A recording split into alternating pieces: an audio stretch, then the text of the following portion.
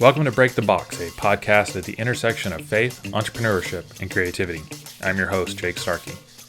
The goal of this podcast is to tell the story of other Christian entrepreneurs and creatives and encourage you to break out of whatever box is holding you back.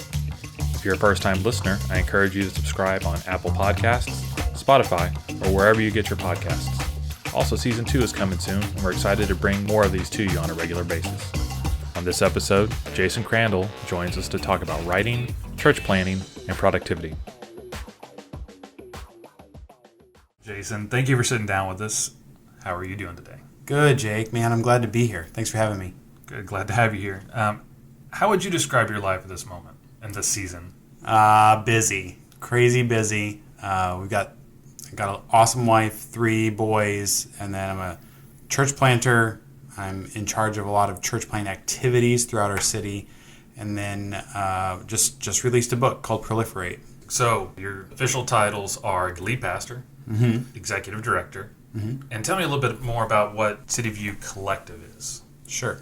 So the City View Collective is a group of churches that have come together for the purpose of church planting in and around the city of Houston. So all these churches work together in order to identify planters, train planters, assess planters, and then send planters out. The churches come together around really a funding strategy together where they all give a percentage of their tithes and offerings to help send and assess and train church planters. Sure, and you planted a church 3 years ago. Yep. And you used the term planting pregnant, but basically the idea being that you planted a church knowing that you wanted to multiply and plant another church. That seems like a interesting way to go about it in the sense that a lot of people look at it on a very short-term basis of, I just need to get the church planted and let me see if I can get that growing. It seemed like you were able to, while everything's not perfect, you were able to succeed in planting the church because you knew you already had your next goal, versus a lot of people want to plant a church and it's like that's their end goal. I want to plant a church. How did you come to the decision to plant pregnant, or to kind of know we're starting but we're already planning on the second one? Right. So as we were getting ready to plant, we were kind of arrested by the growth of our city of Houston. It's gigantic and it's getting bigger. And as it was getting bigger, the thing that we realized that if we're going to plant a church, that'll be good for the initial locale that we're in, but it's not going to do anything for the gigantic growth of our city. We would love to be able to be the answer, God's answer for our city, but we recognize a church in Pearland is not going to be the answer for a church in Katy or a church in Cypress, places all over Houston, north, south, east, west. And so what we ended up seeing and reading, and kind of the Lord led us through to some books, and one specifically called Viral Churches by Ed Stetzer and Warren Bird. And what that book talked about was that the way you start a multiplying culture isn't by starting it sometime down the line, but by starting it before you actually launch the church. And so that's where we got the idea from, is that book. And then we started praying for someone who might come on board who would be that person that we plant pregnant with, the possibility and plan to send out quickly. And the Lord was super gracious to bring us somebody who was capable and feeling called and want to be part of it. I think one of the other neat things is that years ago, whether it's business or church, it was we have to get everything right and everything perfect, and then we'll consider our options. And I do like the idea that you're almost allowing God to work in the mess, we don't have every answer, but we're going to go for it because we feel called to do this. And that seems like something that not a lot of people do. And then you took it a step further by creating a collective. Again, it seems like you're always thinking one step further, which I think is really good for people. And so how from planting a church that's already ready to plant a church did you come to the idea of, well, now let's do a collective? Well, just knowing that if we really want to do something for the city of Houston, even us trying to plant regularly on our own isn't going to be enough. So we needed to incorporate as many churches as we could into this thing, and who better than those churches who have benefited from this thing. So the churches that make up our collective are churches that we've planted. So we've planted 3 churches in our 3 years of existence, and we have our 4th guy locked and loaded who's going to come and be a resident with us for a year before we send him off as well. And all these churches come together for this purpose, and the more churches involved, the better we get at it. So if you're a church out there looking, come on, give me a call.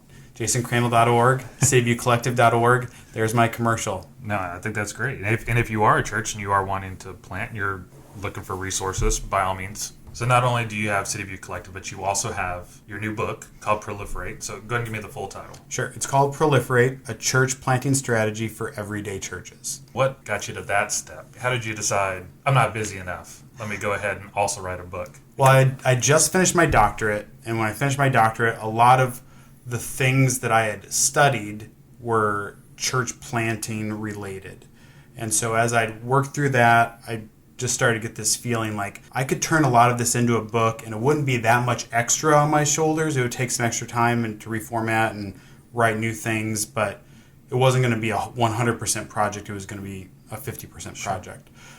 And so that's where the idea was birthed. And then it was looking around at the state of churches.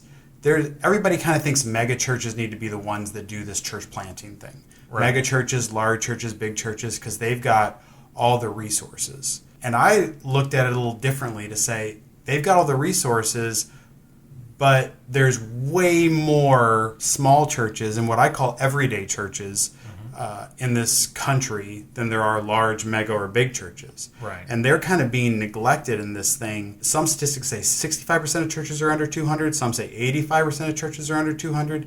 And whatever it is, that's a gigantic number of churches. And if those churches aren't engaged in multiplication, then we're missing out on a gigantic number of kingdom-building churches that aren't involved in multiplication. So I wrote this book specifically saying we're a church that was under 200, and we were able to multiply.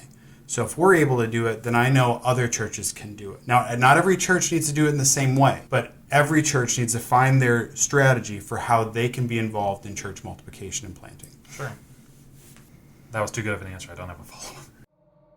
Hey, I wanted to take a quick moment and tell you a little bit about Battle Cry Revival Marketing, the producer of this podcast. We believe that when businesses have quality marketing, it gives business owners the freedom to focus on what they do best. We design websites, produce videos, and create marketing materials to help our clients grow their business. Find out more at battlecryrevival.com. Now back to the show.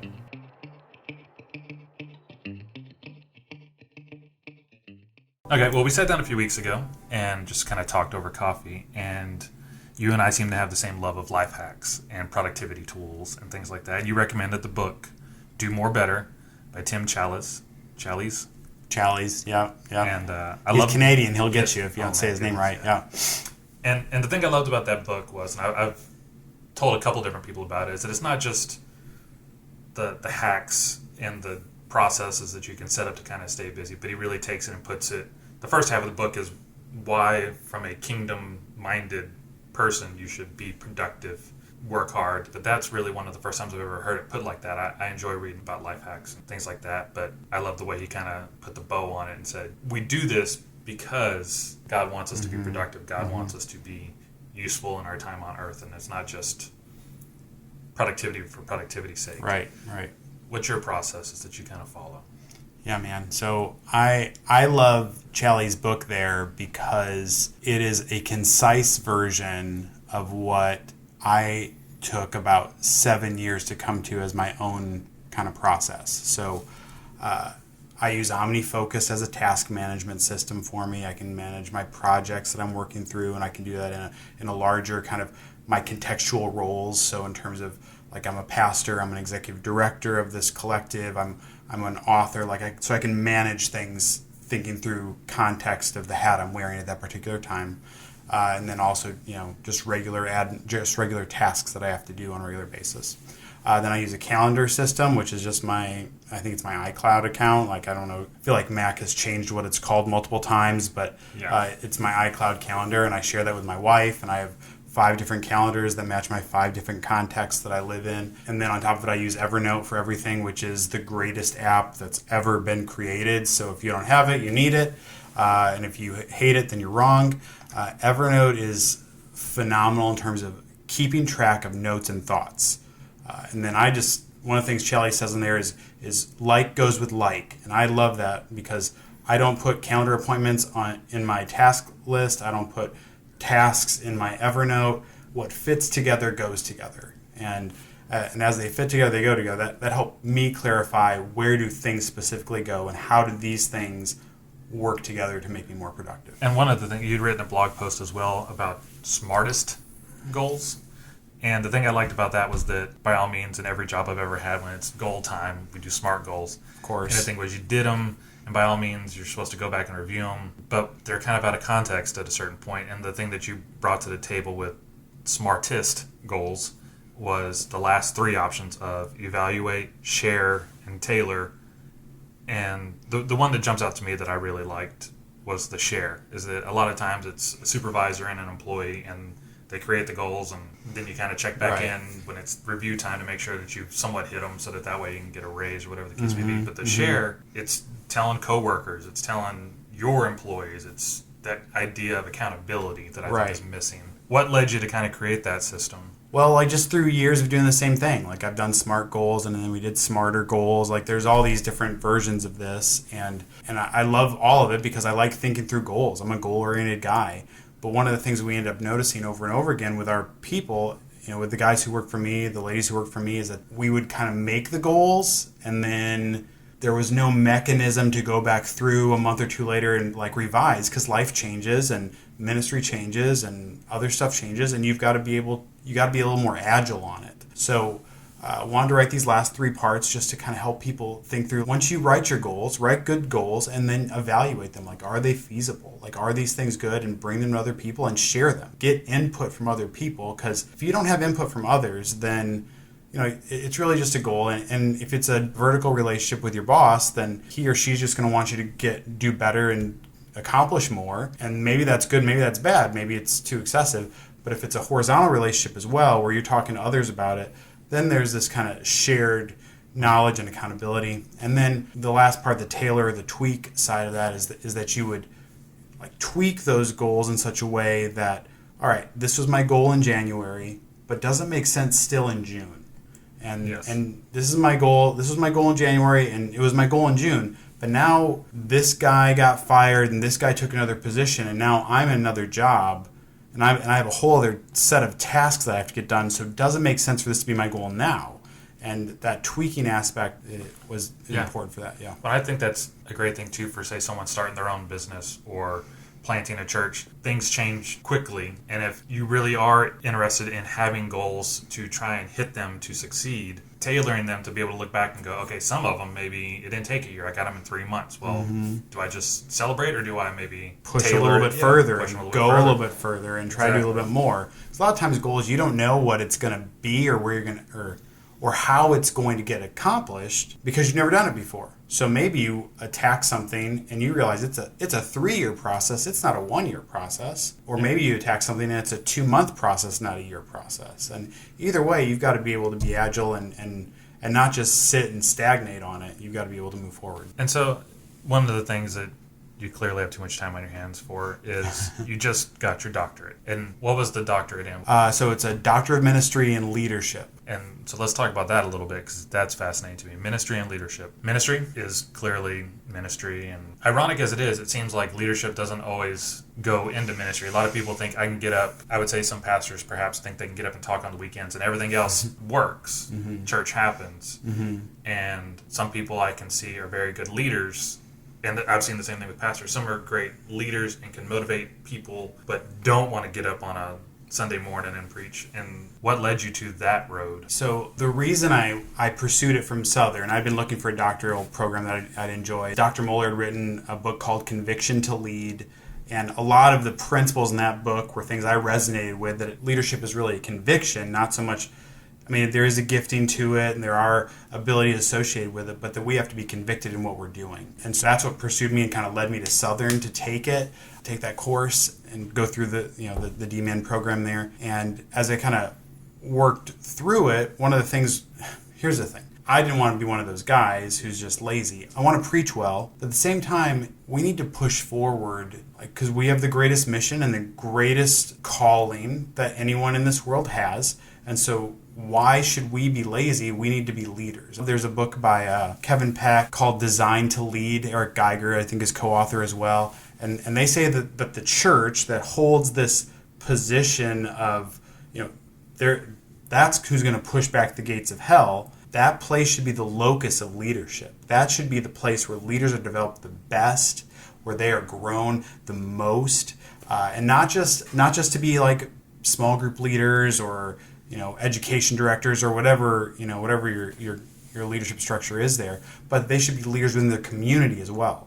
And so I resonate fully with that to say, hey, we don't just need to develop ministry leaders, but we need to develop people outside of our churches who are in the marketplace, and those leaders be men and women who are growing and leading well outside of the church. Mm-hmm. And if they're doing that, then they will lead inside of the church. And I think sometimes pastors are a little afraid that, well, if they're leading out there, then they're not going to lead here. But no, they're just going to activate their gifts on a greater and higher level by pouring into them like that. Before I let you go, I got about 4 or 5 questions that we kind of ask everybody who's come on the show. Sure. And so, what gets you out of bed in the morning?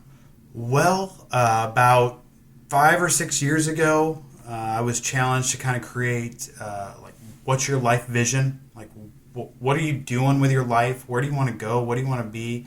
And I kind of slogged through that for a while. And in the end, it came to the point, like, I want to make an exponential impact for the gospel. And so every morning, that's kind of the thing that gets me amped up and gets me going. I wake up early. And as I wake up early, that's one of the first thoughts in my mind is how today am I going to make this long slog towards making an exponential impact for the gospel. So that's it. And then, like, practically a lot of times the thing that gets me up in the morning is my kids, because they wake up super freaking early too. That's an inherited trait from me. Allie says it's my fault. So, yeah. What would you say to someone who says, where do I begin? And like we talked about before, this can be anything from writing a book to planning a church to getting a doctorate. Yeah. It's gonna sound kind of cliche, but I hope it doesn't. Maybe you'll hear the truth of it behind it is prayer. Like, before we started the church, we spent 6 weeks in prayer around it. We asked others to pray for us, mentors, friends to pray for us. Prayer.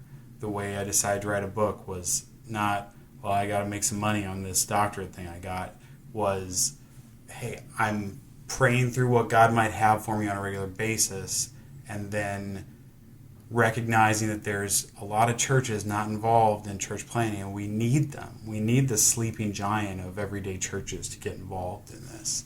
And just that, through that prayer, it kind of helped me recognize the issue. And so I don't want to be cliche, and I don't want to be, Mr. Super Spiritual who just thinks he's too good for the room, but prayer has been the element that helped me, number one, know where I'm going to go and why I'm going to do it.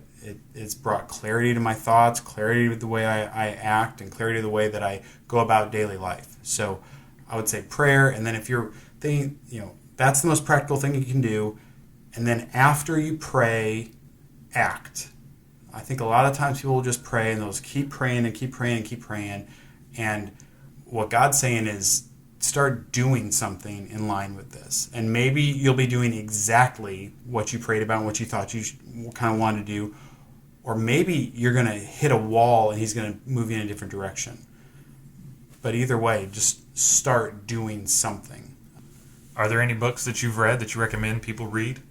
You mentioned one, Do More Better. Read that book. Number 2 on the list, Proliferate, a church planning strategy for everyday churches, by me. Buy 1,000 copies. That'd be great. Right now I'm reading a book called, it's about the Enneagram, which is kind of a personality deal, trying to seeing how personalities are affected and how they deal with one another. It's a little like the disc profile, Myers-Briggs thing, but I'm always interested in that stuff and trying to understand myself better and other people better. Well, again, I think that Proliferate, anyone that's interested in planting, like you said, I don't think it's mega churches only that can go out and plant churches. And even importantly, I think there are such a vast number of smaller churches, and like you said, it's a sleeping giant. And in a world that needs saving, all of us, myself included, reaching out with that open hand, I think is very important. I'm glad that there is a book. I know that if I were interested in church planning, having a book like this that I can look at and go, okay, I'm not crazy. I've had these thoughts, or, oh, I haven't considered this. And I think it's a really useful tool. So I'm glad that it's out there. How can people find out more about you and your work? I have a website, jasoncrandall.org is the website. I blog on there frequently, talk about some resources that I'm using. Soon there will be up there a speaking page. I've had some requests about coming to speak for some people, so we're going to put that together and have that up there soon. Well, thank you so much for coming and hanging out. I really appreciate it. Everyone check out the book, Proliferate. And for everyone at Battle Cry Revival and Jason Crandall, thank you for coming. Thanks for tuning in. Break the Box is available on Apple Podcasts, Spotify, or wherever you get your podcasts. If you'd like to help us out, a review would be greatly appreciated and is honestly the best way to help the podcast be heard by others.